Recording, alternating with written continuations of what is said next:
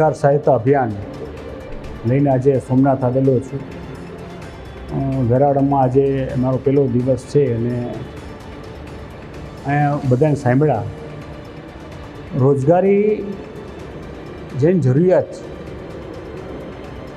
તેની પોતાની ડિમાન્ડ શું છે તે જાણવા આવ્યો છું. જાણવાનું કારણ એ છે કે મને યુવાનો પાસેથી એક વાત એ હંમેશા આવતી, તમને બધા કીધા રાખે છે. હું સ્કૂલમાં હતો એ વખતમાં આમ કહેતા, કોલેજમાં આમ કહેતા, ઘરે જાઉં મારી મા બાપ આપ કહે છે, મારા વડીલો આપ કહે છે, પણ મારી શું જરૂરિયાત છે મને કોઈ પૂછતું જ નથી.